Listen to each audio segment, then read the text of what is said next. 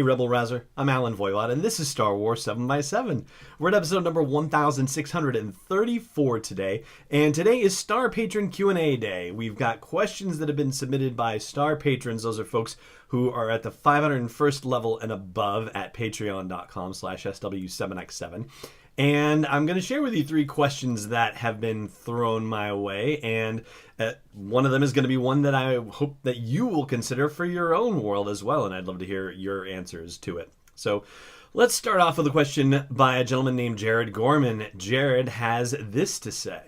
In looking at the design for the Millennium Falcon, specifically the YT-1300, one source, starwars.wikia.com, that would be Wikipedia of course, noted that hundreds of thousands of YT-1300s were still in service as of 40 ABY.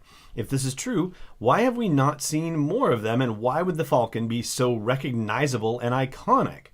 So this is an awesome question, and especially when you consider that we've seen manuals that show, so many different configurations for YT-1300s, and, the Falcon itself is something like 70 years old by the time Han Solo gets it in Solo: A Star Wars Story, and this was supposed to be one of the most commonly produced freighter models. Yeah, I agree, it's a very good question.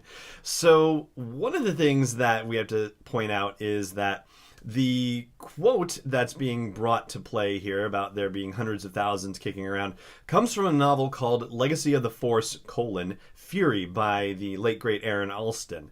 And that novel, as it's mentioned in the question, takes place in 40 ABY. And this novel is, of course, part of the expanded universe, which is now dubbed Legends, and which essentially has been wiped out from the current canon. So, it makes me think of the fact that, one of the things that Lucasfilm did in the wake of the Disney purchase, and let's say it, it's probably more directed by Disney than it is by Lucasfilm per se, but, maybe it was. I don't know. There was a great stream of tweets by Pablo Hidalgo where he talked about the idea of rebooting the canon and how he thought that it was an insane idea at the time that it was initially presented to him. This was many, many years ago, before 2014. And yet there were stories that he loved, and he cited a reference to one of them, where unfortunately that story became no longer canon because of the Phantom Menace and what George Lucas did in there. And so, the idea of this ever expanding universe of stories and things beginning to conflict with each other, and how do you deal with that? And, there was a time where the thought of rebooting the canon to him was just, anathema. That's how you say that. That just an impossible thing to consider. And yet that's basically where we stand. So, Fury as a story is now no longer an official story. But that being said, there is still evidence that the YT-1300 is still considered to be, one of the most useful cargo freighters out there. And so, yeah, we should be seeing a lot more of them. And so I guess then the question becomes, well, where would we see them necessarily? So we only have a limited set of Star Wars stories right now.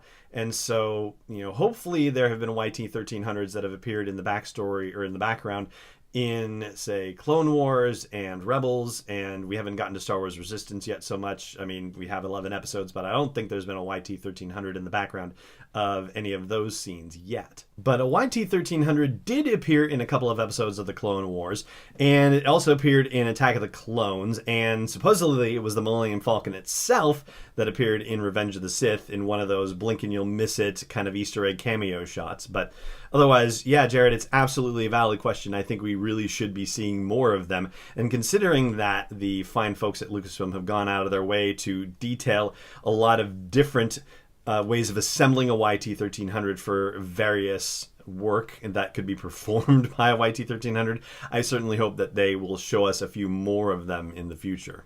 As for why the Falcon is so immediately recognizable, well, it is certainly by us, but it does seem like that's the case for other characters as well. But then again, maybe that has to do with some, advanced knowledge of it. I mean, with the Falcon flying around, it really seems to be the case that its reputation precedes itself, where it's already known to people who are seeing it. So, Kylo Ren going, that ship, like there's only one ship it could possibly be, right?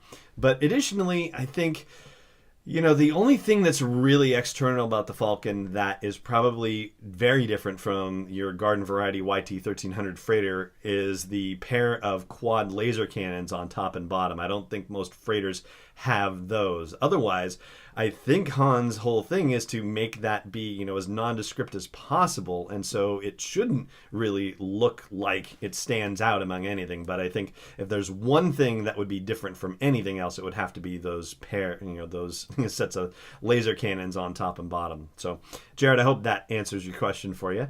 And our next question here comes from Pamela Johnson, and Pamela wants to know this. What is the timeline between our heroes going their separate ways from Hoth to meeting up again in Cloud City and Bespin? Was the Empire actively pursuing the Falcon the entire time?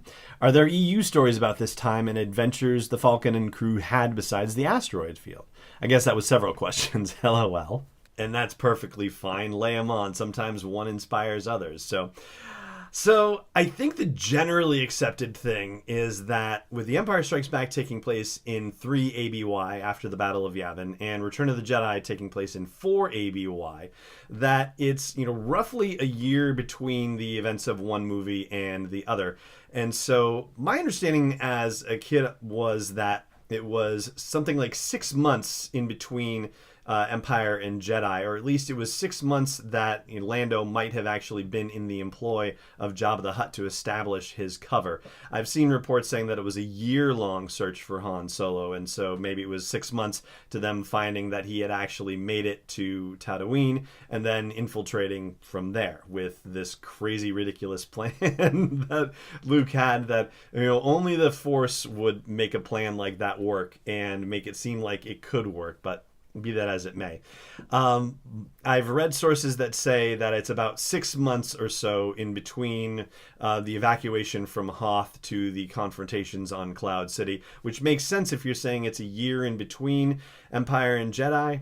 And then even if you were to say that it's actually a year just from the end of Empire to the beginning of Jedi, well, the time frames are still such that it would fit in, like if it's just barely at the end of 3 ABY, or barely at the beginning of 3 ABY, and barely at the end of 4 ABY for Return of the Jedi, then the timing still works out if it's a year and a half. So it's, roughly 6 months. And as far as Legends stories go, there's nothing really out there that I've been able to find. And so it seems like that's exactly what happened, that the crew of the Millennium Falcon were on the run the entire time and made it finally to Bespin, and it took them about 6 months to do so. And the same thing for Luke Skywalker being on Dagobah, that he beat feet out of Hoth and out of that system and got to Dagobah, and then sensed that his friends were in trouble and then took off. Now, how long he was actually on Dagobah versus transit time to and from, well, that really kind of gets technical. And I think there are folks that have done calculations based on, what a standard galactic year looks like and what the hyperdrive model for the X-Wing was, comparatively speaking, and where, the distance from Hoth to Dagobah and so forth. So I think I've heard between 3.5 and 4 months that he was on Dagobah training. And that's, a rough estimate. And so, yeah, the Empire was basically pursuing Han and them the whole time until such time as the bounty hunters got called into the situation. Once it seemed like they had disappeared off of everybody's scopes, and apology accepted, Captain Nita and all that fun stuff, that Darth Vader sicked the bounty hunters on them and decided, hey, let them take care of it. There isn't necessarily any story that exists in the expanded universe of what Darth Vader did in between sending the bounty hunters on their way and arriving at Cloud City. So he must have been up to something else. But yeah, there's no other particular story that says, what they might have been doing. And so hopefully that answers your question, Pamela, and thank you very much for it. And now we've got one other one, and this is the question that I think is not just for me, but is probably for everybody listening. So Bobby Gordon asks, and he says this is a question that Steele Saunders likes to ask, and so he wanted to pose this one to me. He said, what is your favorite background character and why? And he says that he thinks the Gonk droid is his, but also Salacious B. Crumb. And I like this question as well, so good on Steele Saunders for coming up with this one.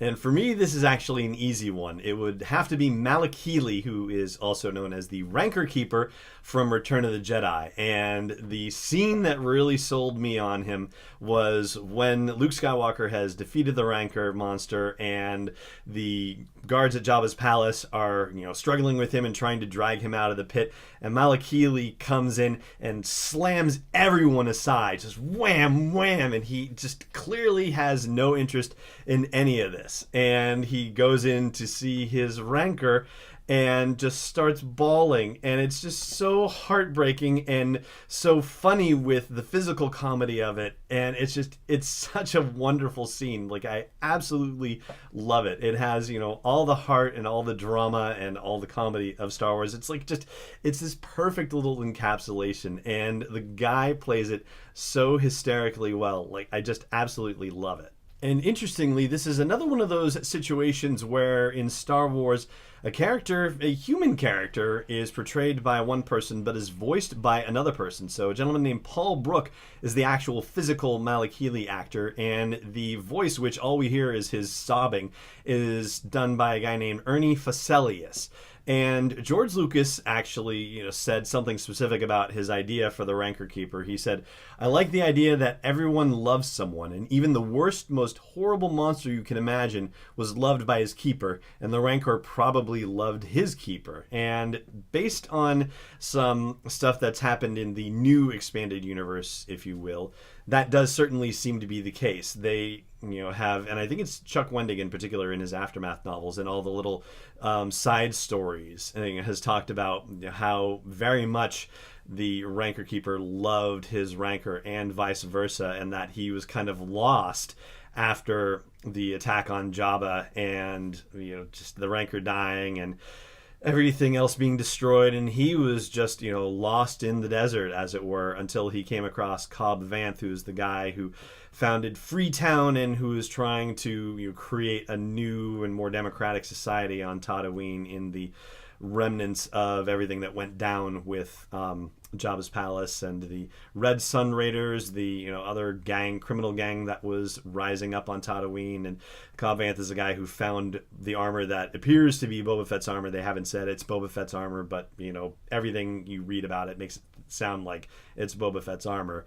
And he seems to be the one who's become the new sheriff in this situation. And Malakili has found a home within that whole group of people and actually ended up starting a restaurant with the head chef of Jabba's palace, with whom he was reunited at the time. So there you go. Malakili would be my favorite background character from any Star Wars movie, and I'd love to know what yours is as well. So wherever you happen to be catching this episode, let me know and let your fellow listeners and viewers know. And you can also do that on sw7x7.com as well at the post for this episode.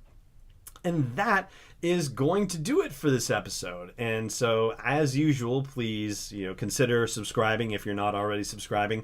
And I hope you'll also consider joining the community at patreon.com/SW7x7 at the 501st level or above. And you'll be able to submit your questions and get them answered on a show next month. And that is going to do it.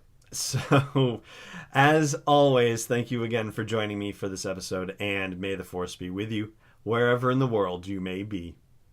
This podcast is not endorsed or sponsored yet by Lucasfilm Limited, Disney, or 20th Century Fox, and is intended for entertainment and information purposes only. Star Wars, the Star Wars logo, all names and pictures of Star Wars characters, vehicles, and any other Star Wars-related items are registered trademarks and/or copyrights of Lucasfilm Limited or their respective trademark and copyright holders. May the Force be with them. All original content is copyright 2018 Star Wars 7x7. We hope you love it.